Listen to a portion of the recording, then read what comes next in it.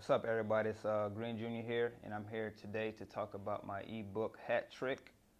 I began my demo Hat Trick uh, while I just started my fourth book, and early on in starting my fourth book, I realized how much I've changed as a writer. So I feel like I owe the people that follow me um, uh, kind of an update before the book, because it would suck for me to put out my fourth book, then the last thing you guys saw from me was Days. So I decided to do 4 demos before the release of my fourth book, and Hat Trick being the first one. I also use Hat Trick to show other people that are around me that are also talented. I have 4 to 5 guests on there. I also have Damian Burke, great artist. I just wanted to put a spotlight on the people around me that are also creative. The term Hat Trick came from, well, it's commonly used in sports, but I use it to define what I was seeing in my dreams at the time.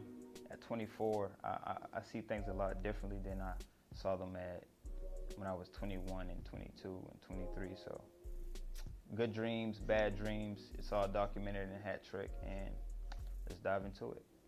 So I opened the project with To Dream That I'm Not Dreaming, and it's really a poem about running, or everybody's been sleeping before and you wake up, like having a nightmare, and you wake up and it's a relief, like thank God that was a dream. Then you realize, wait, am I dreaming? Because the nightmare seems to be a reality at times. And I opened it with some mornings my alarms are like sirens. I've been running from the boys in blue in my nightmares. I've been subject to the poison fruit in my nightmares. And that's about the guys in the community where I'm from. It's about always running from something or running towards something, but being in the same place. And that's the reality of it. Like, I had a vision of guys trying to stay out of trouble, and like that's where the whole cop line came from, running from cops. But meanwhile, when you're 18, you're running from cops trying to stay out of trouble, but your main thing is you're chasing women. Then you realize these women don't even love me, so it's like, it's about being in that place stuck. Is this a dream? Is this a nightmare? Am I awake? Am I alive? What's up? So it's about that whole psyche thing. Oh, here we go. There's a B-side to Dream That I'm Not Dreaming, which is more personal to me, and it's about that balance and doing the right thing and giving in to temptation, but also trying to stay on the straight and narrow. And I say, some mornings I wake up with shackles on my feet, and I hear a voice saying, practice what you preach. Some nights I go to sleep and I'm driving spaceships in my dreams, and I hear a voice saying, balance is the key. And it's just about something I battle with, and being young and trying to do things the right way and be faithful, love the people around me, be good to the people around me, but also every day, everybody faces that whole thing with, I want to do things this way. I don't want to follow the rules.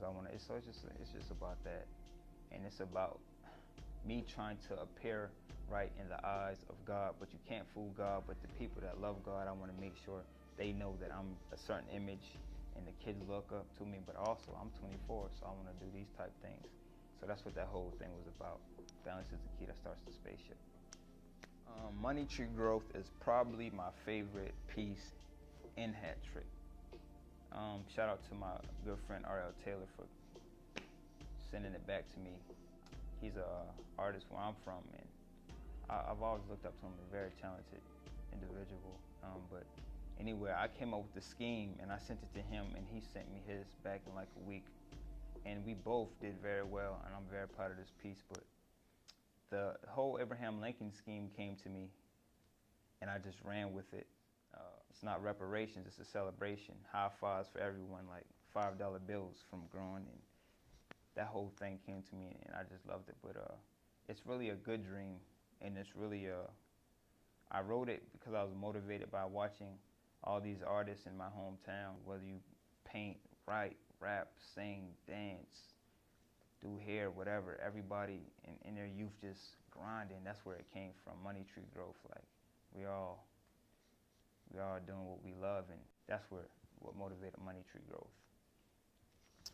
Backseat ballad.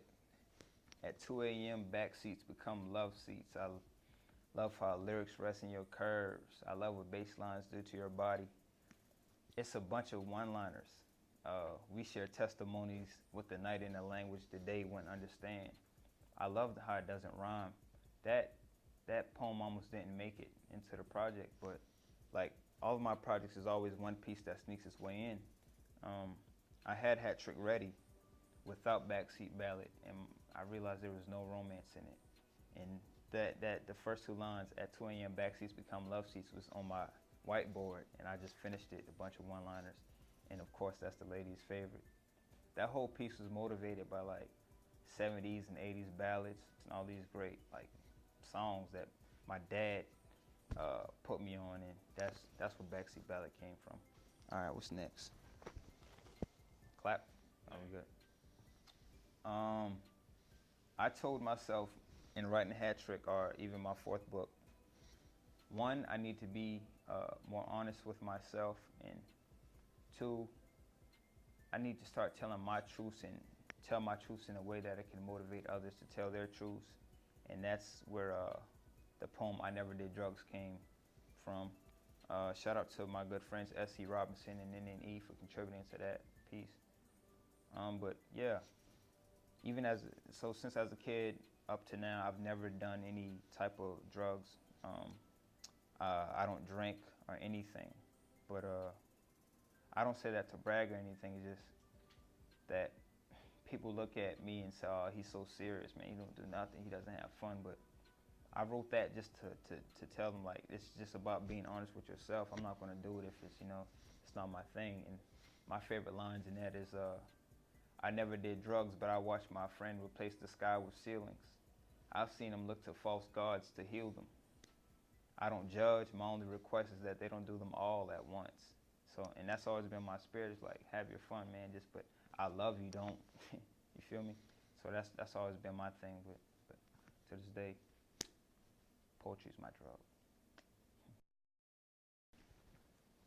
I don't trust anything that grows too fast. There's something to be said about a process. There's more to be said about God's grace. I deal with impatience every day. Faithfulness flows from my faucets, but I still lust after days when temptation filled my sink. Gray Area may be the most reflective piece in Hat Trick. It starts off by saying, I'm 24 and I feel like everything is corrupted. Thankfully, I honor commitment, partially because I hate change, but I appreciate and love growth. So it just goes back and forth with being 24 and loving these things and hating these things. It's just a gray area. That's where I feel like we are. We're in the time. This whole thing is a gray area. Yes, we've come so far, but we still have so far to go. So it's hard to tell where we are and if we should be excited about the times we're in. So that's what gray area is about. And I think that's my second favorite poem in Hat Trick.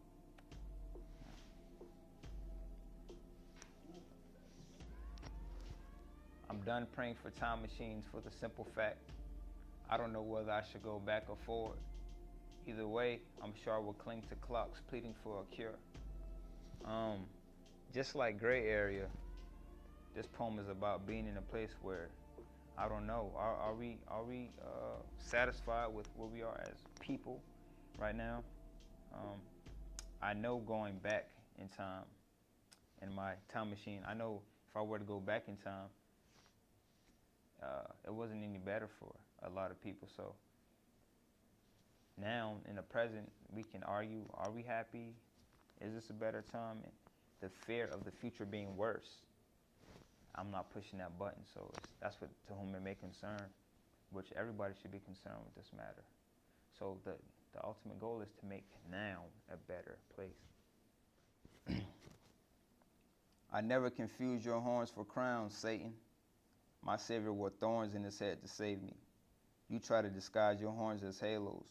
You use the things I love as weapons. You use the women I deem angels as vessels. I've seen horns on dollar bills.